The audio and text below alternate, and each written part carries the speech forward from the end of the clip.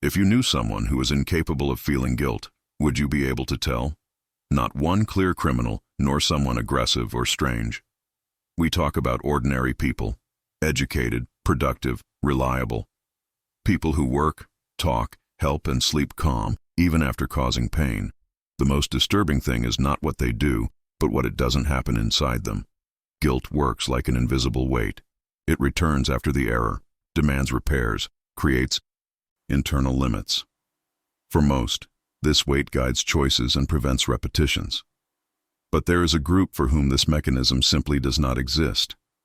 Not by trauma, education, or conscious decision. He was never there. The error becomes a given. The consequence becomes calculation. The other becomes variable. This absence does not attract attention. She adapts, learns social rules, observes reactions, copies emotions. Where we expect repentance, explanation arises. Where we expect remorse, efficiency appears. And as society values results, this frieza costuma ser confundida com maturidade, autocontrole, ou força emocional. Nobody suspicious of the silence that doesn't hurt. Maybe you've already lived with someone like this. An admired boss, a partner charming, an exemplary family member. People who seem solid but don't change when they hurt. They apologize correctly. Promise adjustments, remain the same. There is no internal conflict, pushing real transformation. The real danger lies in normality, because we expect evil to be loud, visible, exaggerated. We do not expect a clean, organized, socially functional absence. While we look for obvious signs, we ignore subtle patterns that repeat themselves weightlessly emotional. Notice the sensation now. It's not fear. It's strange. It is realizing that something essential may be missing without leaving visible marks. This uncomfortable possibility changes a person's daily relationships, decisions, and perceptions. Irreversible way forever now. If there are normal people who don't feel guilt, how do their brains work, and why that we almost never notice? When we talk about guilt, we talk about an internal warning system. It appears after error, excess, invasion. It's not just a moral feeling, it's a mechanism, biological. Guilt connects action and emotional consequence. It makes the body remember. For most people, making mistakes leaves a trace. The thought returns. The stomach tightens. The sleep fails.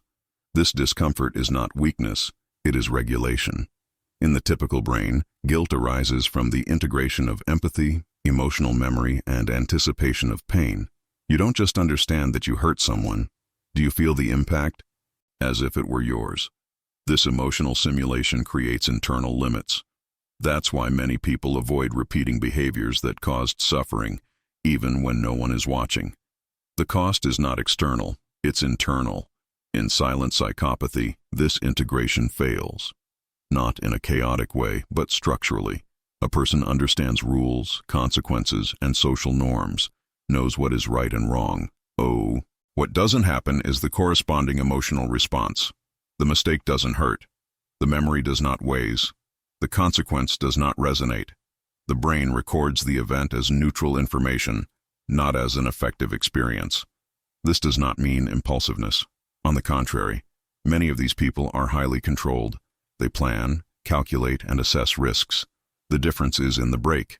Where others, they feel guilt and retreat, they just reevaluate strategy. Where others regret, they adjust behavior to avoid punishment, not to repair harm. It is important to break a myth here. Guiltless people are not morally confused. They do not live in ethical chaos. They know exactly what hurts, what violates, what goes beyond limits. Absence is not in understanding. It's in the emotional experience of it. A regra existe, mas não pesa quebrá-la. This difference creates a specific freedom. It is not creative or emotional freedom. It is operational freedom, the freedom to act without internal charges. This explains why some people can easily lie, manipulate narratives, or dismiss relationships without internal conflict. Not because they are bad in the classical sense, but because they are not. They feel the emotional cost of these actions. For those who feel guilt, hurting someone generates internal debt. For those who don't feel it, there is only the external cost, punishment, exposure, loss of advantage. If this external cost is low or non-existent, the behavior tends to repeat itself. There is no internal resistance to interrupt the cycle. It is at this point that the simulation arises. People with silent psychopathy learn early that showing regret reduces problems. Observe how others ask excuses, what words they use, what expressions they use. They reproduce this accurately, not because they feel it, but because it works. Guilt becomes performance. And this performance convinces because most of us start from a basic assumption. If someone seems sorry, it's because they feel something real. We trust that because that's how we work. We project our emotional experience onto others. But when guilt does not exist, nothing prevents limits from being tested repeatedly, as long as the external risk is calculated. This raises a central and disturbing question, whether it's not guilt that regulates these people, so what really stops them from crossing any limit? And how do they manage to look so normal while doing it? The social mask does not appear out of nowhere. It is built on patient observation and repetition. Guiltless people realize early on that emotions govern relationships. They notice which expressions generate confidence, which phrases calm, which gestures seem empathetic.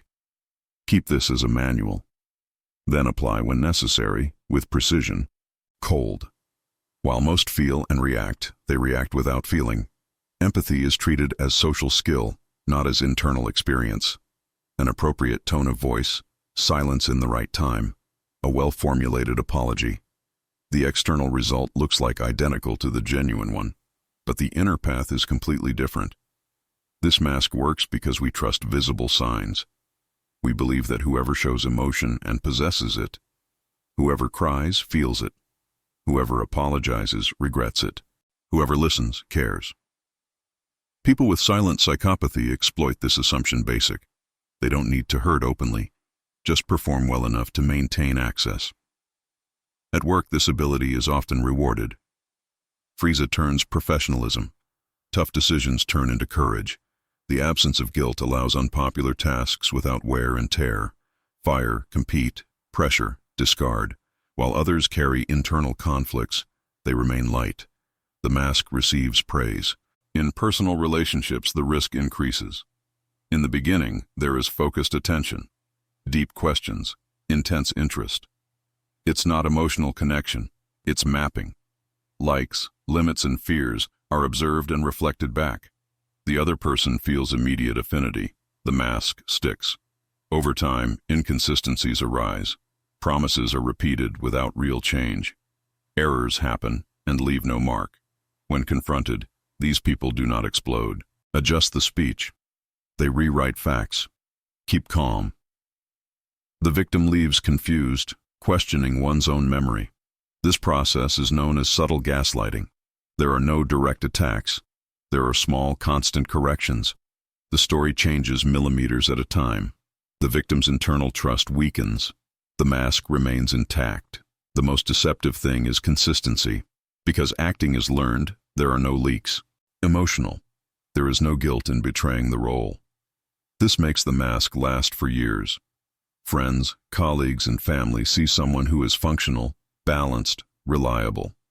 Furthermore, the mask benefits from our rush to complete. We prefer simple labels to long analyses. When someone performs well, we assume positive intent. When someone makes mistakes calmly, we assume balance.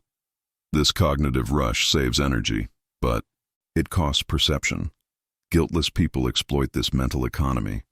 They maintain routine, stable, coherent stories and quick responses. Each interaction confirms the impression initial.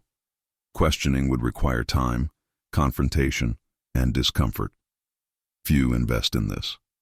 Thus, the mask strengthens with daily normality itself, accumulating borrowed confidence, while weak signals are ignored, delayed, or rationalized as exceptions. Harmless.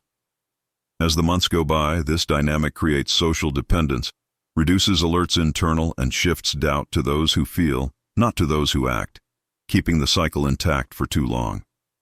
When questioning finally arises, the energy has already been spent, and the mask appears even more convincing little by little, silently, without resistance. That's why it's so difficult to identify the problem early. There is no revealing gesture. There is a repeated pattern of emotional weightlessness. The difference appears afterwards, never moment. If empathy can be imitated so accurately, how can we distinguish what is genuine from what is it rehearsed? And, when we notice the difference, what do we do with this information? Silent psychopathy does not manifest itself in chaos. She thrives on order, in environments structured, predictable, where roles are clear and behaviors are evaluated more by performance rather than emotional impact. It is in these spaces that guiltless people feel more comfortable. They understand rules, hierarchies, and rewards, and they use it efficiently. In the work environment, this profile is often confused with someone who is strong, rational, and prepared for pressure. Difficult decisions do not generate internal suffering. Cuts, dismissals, disputes, and power plays are treated as tasks. While others hesitate, ponder, or become emotionally exhausted, they move forward. Not because they are more courageous, but because they do not feel the weight that holds back the majority. This coolness is often rewarded. Bosses value resultados. Companies value efficiency. Few ask how someone got there, only if they did. So, people without guilt, they rise, accumulate authority and influence. There are no emotional outbursts that raise suspicions.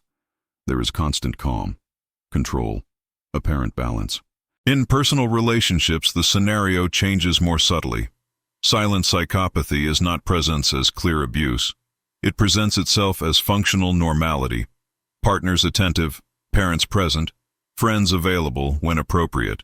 The problem is not in what it is done, but what doesn't happen when there is pain on the other. When they cause suffering, there is no true reparation. You can apologize, but do not change patterns. They can hear, but they don't absorb. The error leaves no internal mark. By this repeats itself, not because of conscious malice, but because of a lack of emotional learning. The other suffers. They follow. In the family, this emptiness is often confused with a strong personality or inherited coldness. He was always like that. She doesn't show it much. Over time, everyone adapts, adjusts expectations, orders decrease. They learn not to expect emotional support. The dynamic revolves around preserving stability, not connection. In romantic relationships, the impact is usually more profound. In the beginning, there is intensity, targeted attention, feeling of being seen. This happens because the other person becomes the focus of observation. Tastes, limits, and vulnerabilities are mapped. Afterwards, used. The bond appears strong, but it is asymmetrical. One feels, the other manages. When conflicts arise, the response is rational, not empathetic. The partner's suffering becomes a problem to be solved, not something to be shared. Correct sentences appear. A posture is calm, but something essential is missing. The victim leaves confused, feeling like they explained everything, and yet nothing has changed. This is where many people start to question themselves. They try to talk better, be more clear, more patience. They believe the problem is communication. They don't realize they are trying to generate guilt where it does not exist. The effort increases. No return. Meanwhile, the silent psychopath maintains the appearance of normalcy. For whom observed from the outside, everything seems stable. There are no constant fights. There are no visible crises. Just an internal wear and tear on those who live closely. At this point, someone almost always comes to mind. A boss, an ex-partner, a family member, someone who never really seemed affected. Without mentioning names, have you ever lived with someone like that? What confused you most about this relationship?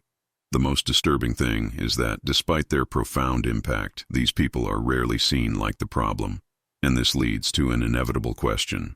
If they cause so much silent damage, why are they almost never identified or held responsible for this? One of the biggest misconceptions about psychological danger is believing that it always leaves visible tracks. Silent psychopathy won't let you. She hides right where the society learns to trust. Blameless people are rarely discovered because they do not violate obvious rules. They understand formal boundaries, respect visible contracts, and avoid excesses that would attract attention. The damage they cause is emotional, diffuse, cumulative, and that's hard to prove. Another central factor is calm. In stressful situations, they do not become disorganized. No, raise the tone. They do not show guilt or anxiety. This stability is interpreted as emotional maturity. While the victim becomes emotional, confused, or exhausted, trying to explain what he feels, the silent psychopath maintains a firm and logical stance. 4. From outside observers. Those who seem most trustworthy are those who seem least affected. The narrative also plays in their favor. Guiltless people often tell stories coherent, linear, and safe. They know how to explain decisions clearly, justify choices, and present plausible versions. Those who suffer the psychological impact often speak of sensations, confusion, internal wear and tear. This sounds subjective, fragile, unconvincing.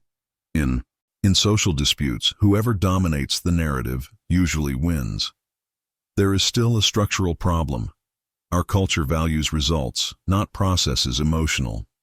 If someone delivers performance, meets goals, and maintains a functional appearance, is rarely questioned.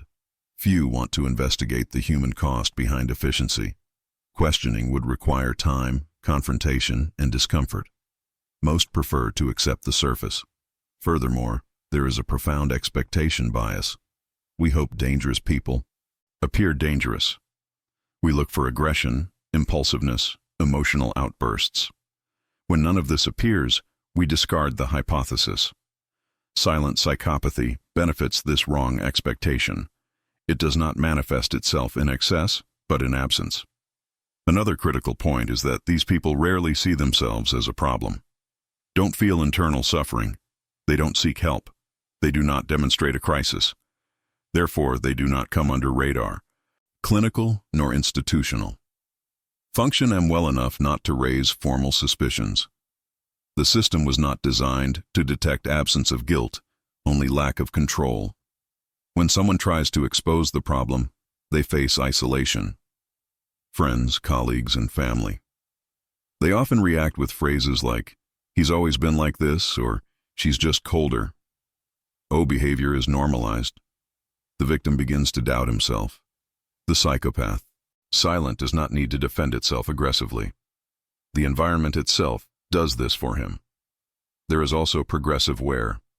Over time, those who live together lose energy, clarity, and confidence. Questioning requires emotional strength, and this strength is slowly being drained. When the person finally manages to name what happens, they are already exhausted. All of this creates a perverse scenario. Whoever causes the damage remains stable. Whoever suffers seems unstable. The inversion is complete. And while this happens, the silent psychopathy continues to operate without noise, without guilt, and without apparent consequences. Given this, an inevitable and uncomfortable question arises: whether these people almost never are held responsible. Whoever silently absorbs the psychological impact of this coexistence over time.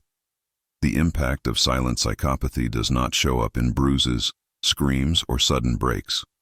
It manifests itself slowly, almost imperceptibly. Victims rarely succeed pinpoint an exact moment when everything started to go wrong. There is no isolated event. There is a sequence of small wear and tear that, together, corrode the stability emotional experience of someone who lives with someone who does not feel guilt. These victims tend to be empathetic, responsible people, willing to talk.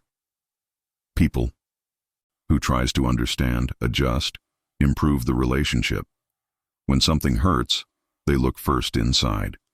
They think they exaggerated, that they misinterpreted, that they could have been clearer. Meanwhile, on the other side, there is no internal conflict. There is no emotional reflection. A dynamic becomes silently unbalanced. Over time, signs appear that are difficult to explain. Constant tiredness, diffuse anxiety, feeling of always being on alert. The victim feels that he needs to mince words, predict reactions, avoid conflicts. Not because the other explodes, but because nothing changes afterwards. O error is repeated without emotional weight. This creates deep confusion. How can anyone understand everything and still not transform? One of the most common effects is the gradual loss of confidence in one's own perception. Small distortions accumulate. Conversations are remembered differently. Promises are reinterpreted. Feelings are calmly minimized. There are no attacks direct. There are subtle fixes. You got it wrong. That wasn't quite like that. Little by little, the victim begins to doubt themselves. This is one of the deepest damages, when reality internal loses strength. Emotional isolation also sets in. How to explain something that is not visible? Friends, they listen and don't see a problem. But he seems so calm. She's so rational. The victim tries to explain sensations, but sensations are not convincing. Without external validation, it becomes shut up. Learn to carry the weight alone. And the more you adapt, the further away you become same. In the professional environment, the pattern repeats itself. People under the leadership of someone without fault report constant confusion. Expectations change without warning. Merits disappear. Errors are displaced. Everything happens with education and logic. The manager seems balanced. Who suffers seem emotional. Questioning becomes weakness. Wear increases, but there is no clear reason to complain. In family relationships, the impact is even more difficult to break. There is history, loyalty, affection. The victim believes that, with enough effort, something will change. But it doesn't change. Why? There is no guilt that pushes transformation. There are only adjustments to maintain control and stability. The suffering of others does not generate emotional urgency. It is essential to say this clearly. The victim is not weak, nor naive. It just operates with an emotional system based on reciprocity. Wait for pain to generate reflection. Error generates change. This assumption fails when the other does not feel guilt, and insist on it, it just generates more wear and tear. If something here starts to make too much sense to you, stay until the end. The next block does not have easy labels or superficial lists. It shows how to identify patterns before the damage becomes too deep, because now the question has changed. It's no longer whether these people exist. It is there any how to recognize them early enough to protect yourself? And why almost no one? Do you notice the signs when there is still time? Identifying silent psychopathy is not about finding an isolated sign. It's about realizing patterns that are repeated without generating emotional weight. People without fault can make mistakes, apologize, and move on without any real change. What betrays the profile is not the error itself, but the constant lack of emotional learning afterwards. It's his. One of the most ignored signs is emotional asymmetry. Do you feel sorry? Think. Review if guilt. The other understands, responds, promises, and follows suit. There is no internal evolution, just strategic adaptation. The conversation happens, but it leaves no marks. This creates the feeling. It's strange to be talking to someone who understands everything but isn't affected by anything. Another recurring pattern is displaced responsibility. When something goes wrong, the explanation never ends with them. There is always context, misunderstanding, excess, other people's sensitivity. The narrative is logical, organized, plausible. The emotional impact caused simply does not enter the equation. There is no "I hurt you," just "it happened like that." Also notice the way these people use bonds. Relationships are often intense at first and cold afterwards. Help appears when there is gain. Interest decreases when the other needs it too much. It is not common selfishness, it's instrumentalization. People saw functions. When the function loses its usefulness, the bond weakens through no fault of its own. The inconsistency between words and actions is another key point. Promises are made with conviction, but they are rarely sustained over time. When confronted, they emerge sophisticated explanations. Explanation replaces repair. Whoever listens leaves confused, feeling like something has been resolved, but nothing has actually changed. There is also excessive calm in moments that would require emotional involvement. Serious situations are treated as technical problems. Other people's losses don't change behavior. The tone remains too stable. It is not punctual self-control. It's standard continuous. The absence of shock is repeated in different contexts. Another subtle sign is the speed of recovery. After deep conflicts, these people continue normally, as if nothing had happened. You're still processing. They have already passed on. This is not emotional resilience. It is a lack of emotional register of the event. Over time, a dangerous reversal occurs. You start to feel guilty about charging the basic. Empathy becomes an exaggerated demand. Limits start to look like a tax. This inversion happens because the other does not feel the same emotional obligation and redefines the dynamics. Whoever feels it starts to justify themselves.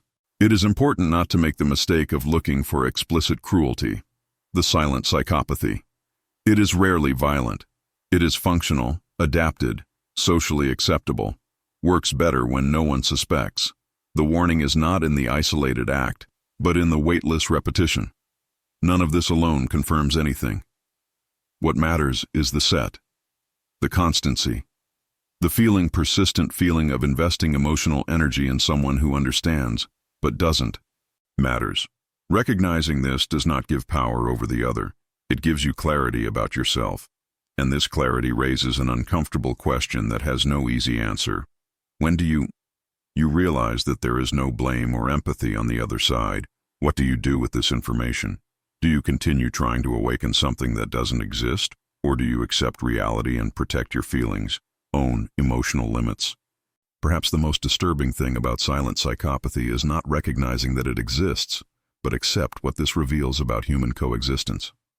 Not everyone feels guilt. Not all carry empathy as an internal guide. This is not a rare exception. It is part of the diversity psychology that we prefer to ignore. For a long time, we have been taught that patience, dialogue, and understanding resolve everything. That if we explain better, the other person changes. But when there is no blame, there is no emotional transformation. There are just adjustments to keep it working. Do not insist on this generates connection, just where. The real risk is not in them. It's in us, when we ignore internal signals to sustain an artificial normality. When we call maturity what is coldness. When we confuse calm with balance. When we believe that feeling for two is virtue. Silent psychopathy does not require witch hunts. It demands clarity. Observe patterns. Respect limits. Stop offering emotional energy where there is no reciprocity. It's not moral judgment, it's psychological self-preservation. Perhaps the more honest question is not how to identify them perfectly, but how much time you stay in relationships that don't give you emotional weight. How much of yourself do you deliver a waiting echo? And how many times have you called hope what was just denial?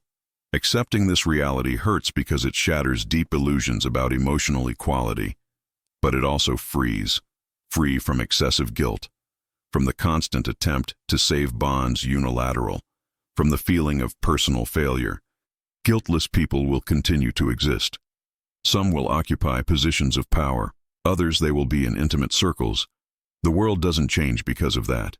You are the one who can change. Perhaps the scariest thing is not that they are among us. Be aware of how many.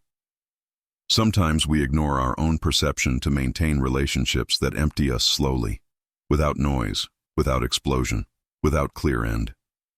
And this silently changes who we are when we stop listening to ourselves internally.